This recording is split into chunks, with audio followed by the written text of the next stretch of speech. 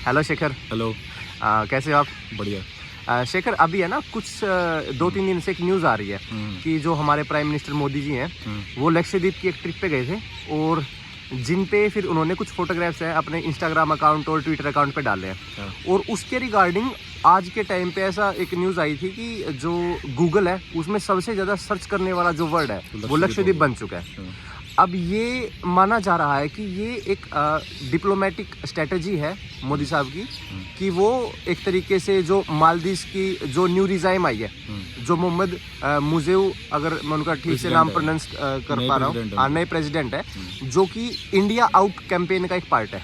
यानी कि पहले क्या था, जैसे पहले मोहम्मद सोले थे तो वो हमेशा इंडिया को एक फर्स्ट प्रायोरिटी पे रखते थे। तो ऐसा फिर इलेक्शन आया तो उसमें एक मतलब एक वर्ड्स एक्सचेंज हुए कि ये India out campaign versus India first campaign है। तो इसमें फिर इंडिया आउट कैंपेन वाले ये मोहम्मद मुजीब जीत गए हैं और इन्होंने आते ही कुछ ऐसी जो पॉलिसीज़ अपनाई है और कुछ ऐसे एग्रीमेंट्स हैं जिसको उन्होंने दोबारा से रिन्यू नहीं किया, जिनको उन्होंने साइन नहीं किया, जिसकी वजह से ऐसा माना जा रहा है कि ये इंडिया के अगेंस्ट एक अपना कैंपेन उन्होंने स्टार्ट कर दिया है। और ये जो भी कुछ भी अभी डिसीजन लेंगे पॉलिसी लेवल पे अपने, वो सारे इंडिया के अगेंस्ट ही है। तो आप इसके ऊपर क्या विचार रखना चाह रहे हैं? फर्स्ट ऑफ ऑल इसमें क्या है ना, अभी रिसेंटली मालदीव में नया एक रिजिम आया है, वहाँ पे गवर्नमेंट चेंज हुई है। और जो लास्ट गवर्नमेंट थी, जो के प्रेसिडेंट थे इब्राहिम सोले, जो कि 2018 में वहाँ पे इलेक्ट हुए थे, तो उसमें वो उनकी एक पार्टी थी MDP, मालदीव डेमोक्रेटिक पार्टी, जो कि वो इंडिया को सपोर्ट करने वाली पार्टी थी और इंडिया के साथ उसके हमेशा अच्छे रिलेशन रहे हैं। तो वो प्रेसिडेंट इलेक्ट हुए। अभी रिसेंटली 23 में वो इलेक्शन अपना हार गए हैं। तो वहाँ पे एक नया प्रेसिडेंट बने हैं मोहम्मद मुइज़, जो कि बोला जाता है कि वो प्रो चाइना एक इन्फ्लुएंसर है। और अपना उन्होंने भी उनकी अलाइंस था एक मोहम्मद यामीन, एक प्रेसिडेंट थे। मोहम्मद यामीन शेखर 2013 से 2018 के बीच में वो प्रेसिडेंट रहे। एक प्रो चाइना फिगर थे वहाँ पे मालदीव में, और हमेशा वो एक India out campaign, India against के पॉलिसी चलाते थे। इंडिया आउट कैंपेन क्या है यहाँ पे, अभी इंडिया का 2018 में अपने प्राइम मिनिस्टर मोदी जी ने वहाँ पे स्टेट विजिट की थी। उसमें क्या था, उनकी जो स्वर्णिंग सेरेमनी थी सोली जी की, वहाँ पे कुछ एग्रीमेंट साइन हुए थे, MOU। तो सबसे फर्स्ट ऑफ ऑल उसमें एग्रीमेंट साइन हुआ था हाइड्रोग्राफिक सर्वे। हाइड्रोग्राफिक सर्वे क्या होता है ना, इसमें जो अपना इंडियन ओशन रीजन है वो एक काफ़ी स्ट्रेटेजिक पोजीशन है, और उसमें काफ़ी वहाँ की सारी वो स्टडी करेगा ओशियन की, कैसे कैसे अपनी प्लानिंग बनानी है अपने फ्यूचर को देखते हुए। क्योंकि वहाँ पे चाइना भी एक होल्ड अपनी रख रहा है, क्योंकि रिसेंटली उन्होंने अपनी GOT में जैसे अपने वहाँ पे बेसिस बनाए हैं कुछ चाइना ने। तो इसके लिए इंडिया ने एक सर्वे करना चाह रहा था, जो कि 2019 में उसका MOU साइन हो चुका था। और अभी वो रिन्यू करने के लिए इंडिया के पास वो मतलब उसकी एप्लीकेशन आई थी, पर जो नए प्रेसिडेंट बने हैं उन्होंने उसको मना कर दिया। तो वो एग्रीमेंट एक तरह से वो ख़त्म हो गया है।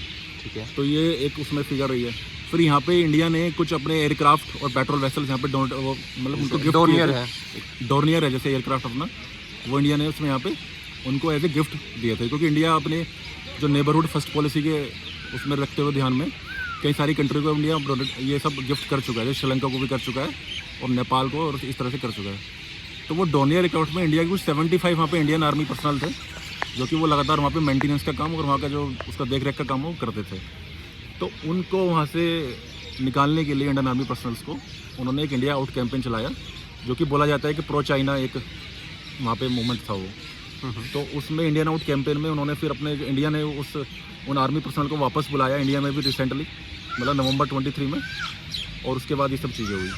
और पास्ट में हमने देखा है कि मालदीव एक काफ़ी स्ट्रेटेजिक पार्टनर रहा है इंडिया का इंडियन ओशन रीजन में, और इसमें कई सारी इंडिया ने एग्रीमेंट साइन किए हैं। जैसे मोदी जी की लगातार 2 स्टेट विजिट हुई थी यहाँ पे, 16 में और 18 में, और बोला जाता है कि 65 से अपने डिप्लोमेटिक रिलेशन यहाँ से।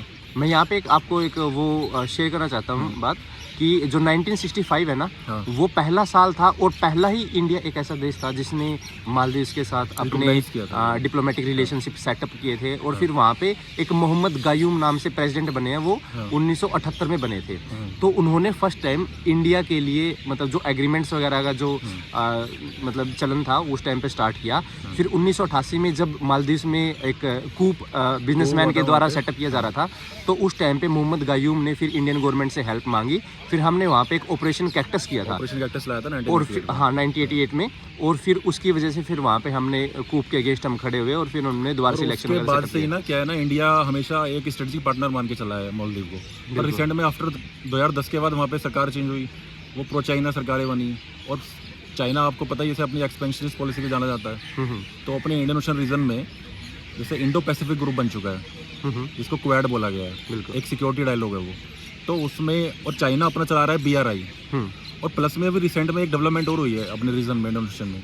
चाइना ने एक China Indian ocean regional forum start किया है, और ये रीजनल फोरम क्या है, ये 1920s में इंडियन ओशंस की कंट्रीज़ हैं और चाइना उनके साथ एक समिट लेवल की टॉक करता है। तो रिसेंटली मालदीव ने इसमें पार्टिसिपेट किया है और काफ़ी एक बढ़ चढ़ के पार्टिसिपेट किया है।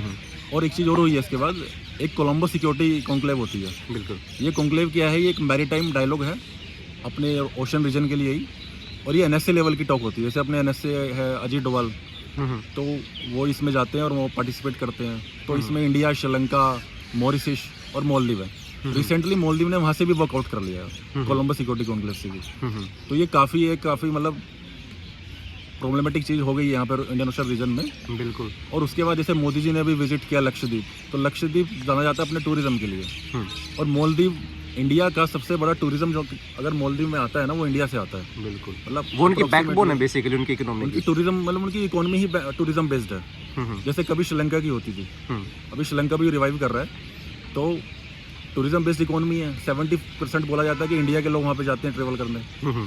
तो अब लक्षद्वीप जाना भी एक स्ट्रेटेजिक मतलब स्टेप है इंडिया के गवर्नमेंट का। बिल्कुल। वहाँ पे लक्षद्वीप को प्रमोट करेंगे ऐसे स्ट्रेटेजिक पार्टनर, मतलब स्ट्रेटेजिक अपना लोकेशन, और वो केरला से लगता हुआ वहाँ पे रीजन आता है अपना, और काफ़ी अच्छा, मालदीव्स है ना एक बहुत इंपॉर्टेंट स्ट्रेटेजिक लोकेशन है ना, ऐसी है इसकी, इसको टोल गेट बोला जाता है। टोल गेट कैसे है कि ट्रेड काफ़ी होता है। ट्रेड भी होता है, जैसे इंडिया का तो 50% जो एक्सटर्नल ट्रेड है वो यहीं से होता है, even though 80% of energy imports भी यहीं से होते हैं। प्लस में क्या है कि ये एक ऐसी लोकेशन पे है कि इसके एक साइड तो पड़ता है स्टेट ऑफ मलक्का, और दूसरी साइड पड़ता है गल्फ ऑफ आर्डेन और gulf of state of Hormuz.